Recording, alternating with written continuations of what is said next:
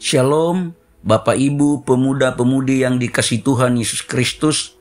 Pagi ini Kamis 9 Juni 2022 dengan penuh sukacita saya mengajak saudara untuk mengikuti renungan harian yang dikeluarkan oleh Sinode Gereja Kristen Oikumene di Indonesia dengan berpedoman pada pola pembacaan Alkitab 4M. Mari kita berdoa. Kami bersyukur ya Allah Bapa di sorga, karena kasih dan penyertaan Tuhan kami boleh menikmati hari yang baru di pagi ini.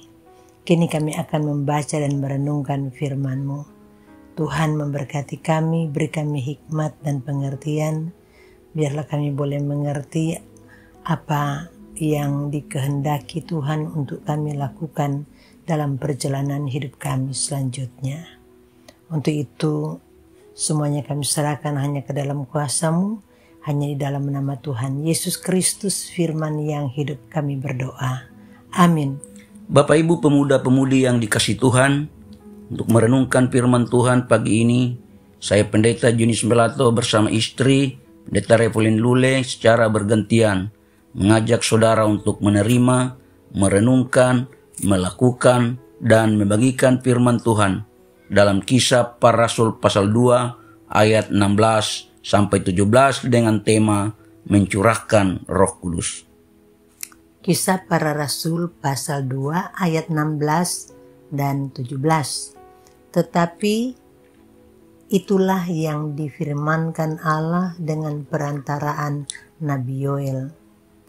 Akan terjadi pada hari-hari terakhir, demikianlah firman Allah, bahwa aku akan mencurahkan rohku ke atas semua manusia, maka anak-anakmu laki-laki dan perempuan akan bernubuat, dan teruna-terunamu akan mendapat penglihatan-penglihatan, dan orang-orangmu yang tua akan mendapat mimpi.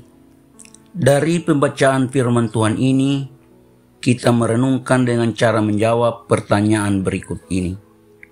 Rasul Petrus mengutip nubuat siapa?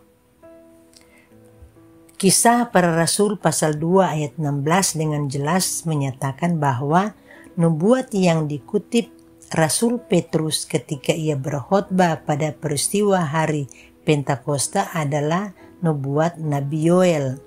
Hal ini selaras dengan Yoel pasal 2 ayat 28 sampai 32. Apa yang dicurahkan dalam ayat 17? Yang dicurahkan sesuai dengan ayat 17 tentu adalah Roh Kudus. Saudara-saudara yang dikasihi Tuhan Yesus Kristus, Rasul Petrus dengan penuh keberanian meyakinkan setiap orang yang merupakan saksi mata peristiwa Pentakosta bahwa Allah adalah setia terhadap firman-Nya. Petrus memberi penegasan bahwa rasul-rasul dapat berkata-kata dengan bahasa-bahasa di luar bahasa mereka, bukan karena kuasa anggur manis, tetapi kuasa Roh Kudus. Petrus mengutip nubuat Nabi Yoel sebagai bukti bahwa apa yang sedang terjadi ini adalah bagian dari penggenapan firman Allah dalam Perjanjian Lama. Ini adalah salah satu bukti bahwa Alkitab dapat dipercaya sebagai firman Allah. Tidak satu pun dari firman-Ku akan ditunda-tunda. Apa yang Kufirmankan akan terjadi. Demikianlah firman Tuhan Allah, Yeskel pasal 12 ayat 28. Kecakapan Petrus karena kuasa Roh Kudus dalam berbahasa tidak membuat ia menyampingkan firman Allah. Tetapi yang ia sampaikan adalah kebenaran firman Allah melalui kutipan Perjanjian Lama. Hanya kuasa Roh Kuduslah yang dapat memampukan setiap hamba-Nya mampu menyampaikan setiap kebenaran firman-Nya dengan benar. Berkat yang terindah dari kesaksian Petrus bagi gereja Tuhan adalah Tuhan mencurahkan Roh Kudus tidak hanya terbatas pada orang-orang tertentu, tetapi Tuhan akan mencurahkan Roh-Nya ke atas semua manusia, baik laki-laki, perempuan, anak-anak, teruna, dan orang-orang tua.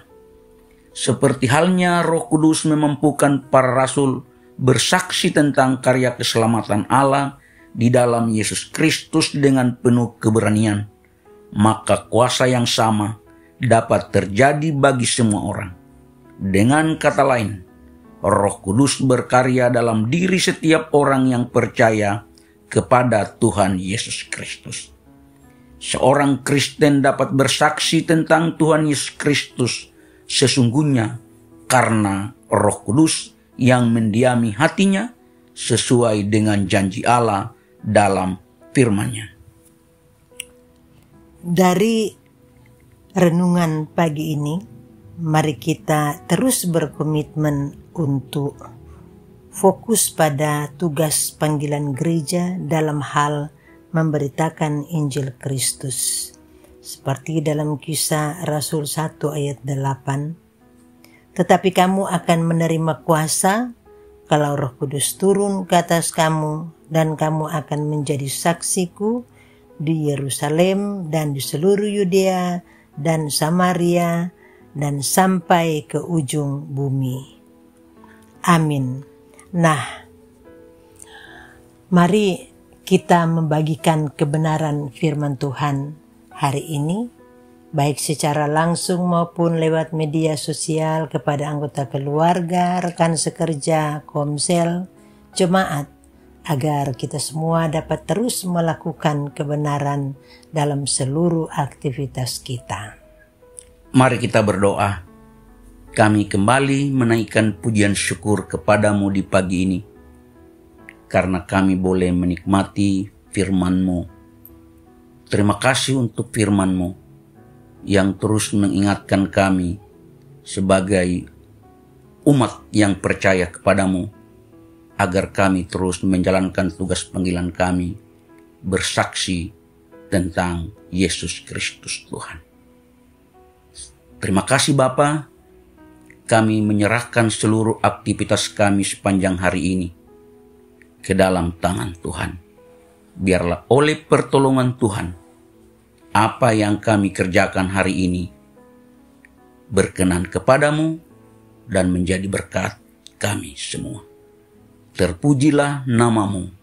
Dalam nama Tuhan Yesus Kristus, kami telah berdoa dan mengucap syukur. Amin. Shalom, selamat pagi, selamat beraktivitas.